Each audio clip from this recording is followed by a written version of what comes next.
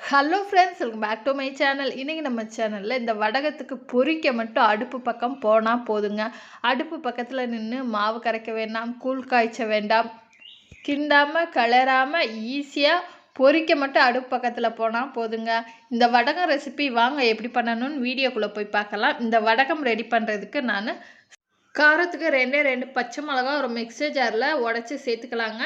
இது லைட்டாக கொரப்பாக நம்ம அரைச்சி எடுத்துகிட்டு வந்துக்கலாம். அரைச்சி எடுத்துகிட்டு வந்ததுக்கப்புறம் 2 கப் அளவு சாதம் எடுத்துருக்கேங்க.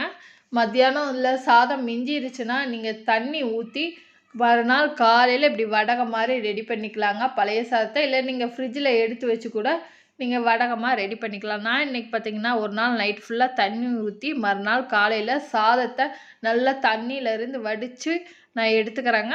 இப்போ மிக்ஸர் ஜாரில் சேர்த்துட்டு தண்ணி சேர்க்காமல் ஃபஸ்ட்டு அரைச்சி எடுத்துகிட்டு வந்துட்டு அதுக்கப்புறம் கொஞ்சமாக தண்ணி சேர்த்து இந்த கூழ் வடகம் மாவு பக்குவத்துக்கு நம்ம தண்ணி சேர்த்து இந்த மாதிரி நம்ம அரைச்சி எடுத்துகிட்டு வந்துக்கலாங்க. இப்போ மாவு ரெடியாக அரைச்சி எடுத்துகிட்டு வந்ததை ஒரு பாத்திரத்தில் மாற்றிட்டு தேவையான அளவு சீரகம் சேர்த்துக்கிடலாம். நான் உப்பு சேர்க்கவே இல்லை. நான் சாதத்துக்கு ஏற்கனவே உப்பு சேர்த்து வடிப்பேன். அதனால் இந்த வடகத்துக்கு நான் உப்பு சேர்க்கலை. நீங்கள் சாதத்தில் உப்பு சேர்க்காமல் நீங்கள் வடிப்பீங்கன்னா இல்லை குக்கரில் வைப்பீங்கன்னா நீங்கள் உப்பு சேர்த்துக்கோங்க. இந்த ஸ்டேஜில் அவ்வளோதான். கூழ் வடகத்துக்கு நம்ம மாவு எப்படி ரெடி பண்ணுவோமோ அடுப்பு பக்கம் போகாமையே கூழ் வடகத்துக்கு மாவு ரெடி ஆயிடுச்சு. இப்போ வெள்ளை காட்டன் துணியில் ஒரு சின்ன கரண்டியில் நம்ம மாவு எடுத்து இந்த மாதிரி வட்டமாக லைட்டாக நம்ம தேய்ச்சி விட்டுக்கிடலாம். தேய்ச்சி விட்டு இதே மாதிரி எல்லா துணியிலையும் ஊற்றிக்கிறாங்க. ஒரு நாள் ஃபுல்லாக இந்த வடகத்தை நம்ம காய வச்சுக்கலாங்க. ஒரு நாள்லேயே அடிக்கிற வெயிலுக்கு நல்லா காஞ்சிரும். இப்போ பாருங்கள், ஒரு நாள் காய்ச்சதுக்கப்புறம் இதை அப்படியே நம்ம திருப்பி போட்டுடலாம். திருப்பி போட்டுட்டு லேசாக முத்தம் தெளிக்கிற மாதிரி நீங்கள் தண்ணி தெளிச்சிட்டு ஒரு நிமிஷம் விட்டுருங்க. உடனே எடுக்க வேணாம், ஒரு நிமிஷம் விட்டுடலாம். ஒரு நிமிஷத்துக்கு அப்புறம் பாருங்கள், நம்ம வடகத்தை ஈஸியாகவே எடுக்க வரும். உடையாமல் பாருங்கள், இந்த அளவுக்கு நம்ம ஈஸியாக எடுத்துடலாம். இதே மாதிரி நம்ம எல்லா வடகத்தையுமே எடுத்துடலாங்க. பாருங்கள், கண்ணாடி போல் இருக்குது வடகம். நல்லா விரிஞ்சு பொரிஞ்சு வரும்.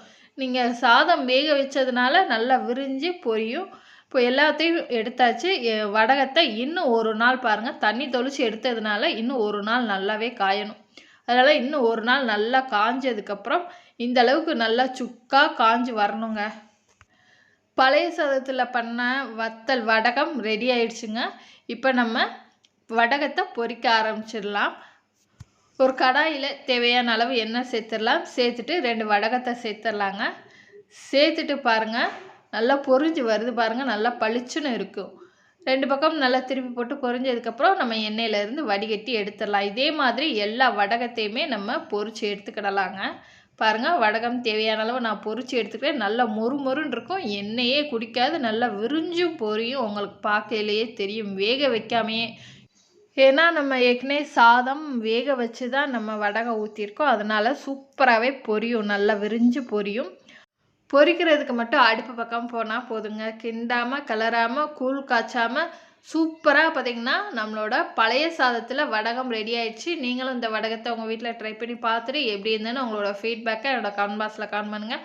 உங்களுக்கு இந்த வீடியோ பிடிச்சிருந்தால் லைக் பண்ணுங்கள், ஷேர் பண்ணுங்கள். டாட்டா, இன்னொரு வீடியோவில் பார்க்கலாம்.